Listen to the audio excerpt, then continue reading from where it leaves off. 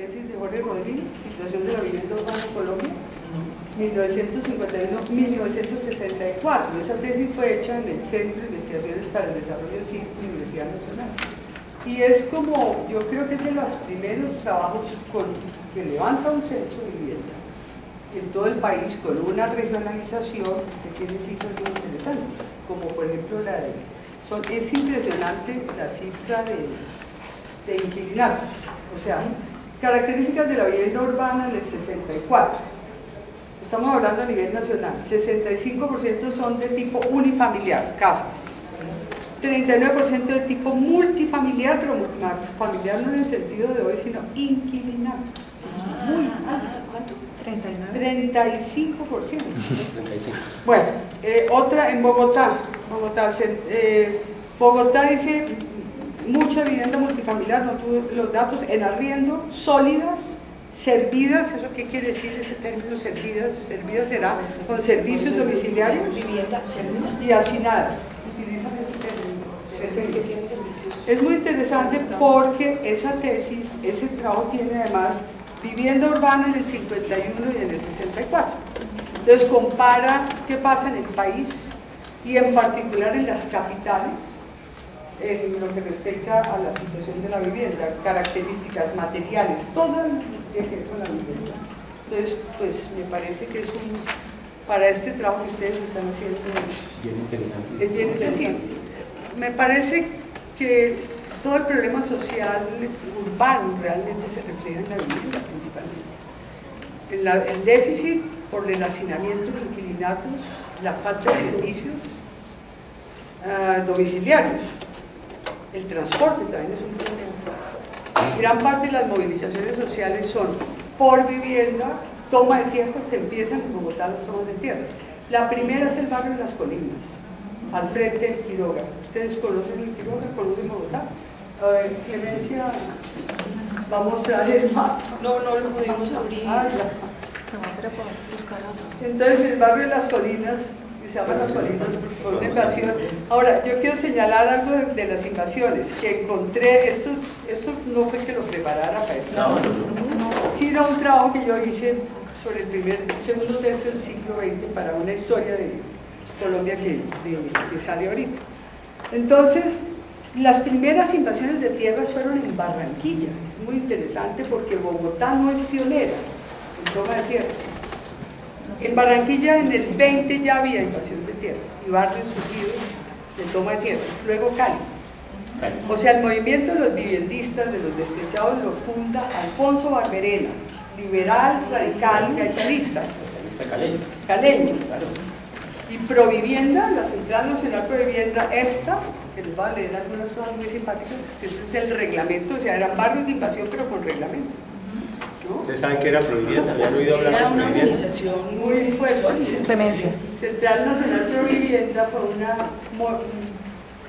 una organización que promovió la toma de tierras.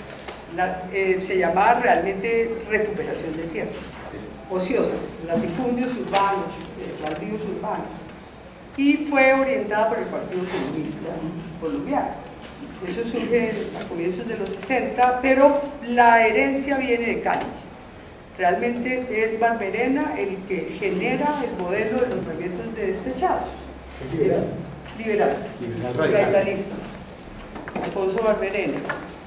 Y Julio Rincón, que fue asesinado, fue uno de los primeros, digamos, asesinatos políticos de los años 60 de los comunistas. Entonces, el barrio emblemático es el barrio Policarpo Salabarrieta, que comenzó la invasión en el 61. Hay una represión violenta, por eso el documental que hizo Ramiro Cardona, en ese momento que filmó del Viernes Sangriento, murieron, no se sabe cuántas personas murieron. Yo estuve investigando y aparece masacre urbana, pero creo que murieron 2 personas. Lo que es interesante, 4. Lo que es interesante, fíjense cómo ha variado el concepto de masacre. O sea, para en ese entonces 4 muertos era una masacre. Nosotros ahorita decimos masacre. O sea, necesitamos que haya por lo menos 10. Pero en esa época, por la tasa de homicidios, 4 muertos en un evento era una masacre. ¿Ustedes saben dónde queda el barrio Policarpa? Detrás, al lado de la Ortúa. Y además es muy interesante porque la toma generó la solidaridad de los estudiantes de la Nacional.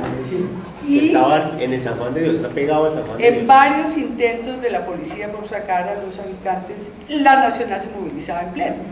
Ahí están en el video las marchas de los estudiantes de la Nacional, salían de acá, del campus, y se iban al Policarpa a defender el Policarpa. Y cuando los bloquearon, los estudiantes hicieron la estratagema de imaginar un matrimonio que había allí y llegaron la novia, los novios, llevando todas las viandas para poderles dar de comer a los de Policarpa. Esa historia la saben las profesoras de medicina. Ya, ahora hay una cosa interesante, yo diría que el barrio Policarpa tiene que ver con la migración rural urbana y particularmente la violencia. Es un barrio muy politizado. Y yo diría que la táctica de ocupación y de construcción de ranchos proviene de la experiencia rural. Porque el movimiento campesino agrario hizo muchas ocupaciones de tierras ociosas, baldíos. Y ellos ocupaban por la noche, montaban el cambuche y sembraban, ¿no? Rápidamente para demostrar explotación del terreno y que no los pudieran sacar. Entonces uno ve que hay una importación, digamos, del mundo rural a la ciudad, y por eso a mí me parece muy interesante este trabajo de Alfonso Torres, se llama La ciudad en la sombra, y él habla de colonización urbana, y me parece un término muy bueno para el caso de, por lo menos los barrios de Provivienda, que son barrios hechos por campesinos migrados, migrantes de la Rocío, ahí me queda una duda de la violencia. ¿No? Entonces, en documentos de Ramiro Cardona hablan de la ocupación, el uso de la modalidad del inquilinato, de digamos, la subdivisión en el área central, y yo tenía entendido que los 50s y los 60s eran muy de inquilinato, ¿sí? Y ahí usted nos está dando datos que son así. El campesino llegaba a ocupar suelos nuevos en la ciudad. El campesino. En las tomas de tierra. En las tomas de tierras. Pero no. Es decir, uno mira, por ejemplo, si uno lee el libro de Osorio Lizarazo, ¿cómo se llama? El día del odio. El día del odio. Es impresionante porque hay una descripción de las condiciones de vivienda. Tremendo, impresionante. De la precariedad. Inclusive en la primera novela de Osorio Lizarazo, La casa de alquiler, también. Entonces Bogotá siempre tuvo condiciones de hacinamiento y de una precariedad muy, muy, muy fuerte. Pero con esa migración, lo que decía José, la tasa de crecimiento promedio anual intercensal era el 7%. Eso no lo aguantaba nadie. Y con una migración politizada, porque los afiliados de Provivienda son del Partido Comunista, muchos vienen de la autodefensa armada. Solo con ese soporte se podía entonces tener esa condición de acceso a...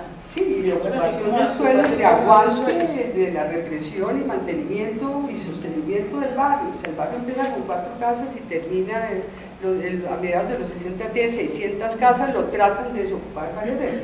Se vuelve un bastión y se vuelve un modelo, porque surge, por ejemplo, el Nuevo Chile. Ahí es interesante hablar, por ejemplo, que Jacques Sapri, que tenía mucha experiencia en Argelia, por ejemplo, o sea, toda la experiencia que tuvo Jacques y Gilma Mosquera asesoraban a Provivienda. O sea, Provivienda es una invasión de lotes de terrenos ociosos, pero con plan urbanístico.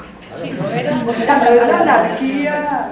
Yo creo que ninguna invasión puede entrar sin mucho orden. La de las colinas sí fue espontánea. La de las colinas sí fue, montaron una casa y luego entraron 3 familias y fue creándose. Pero en general la invasión tiene mucha espontaneidad, pero también mucha estructura. En el caso de Provivienda sí hay una organización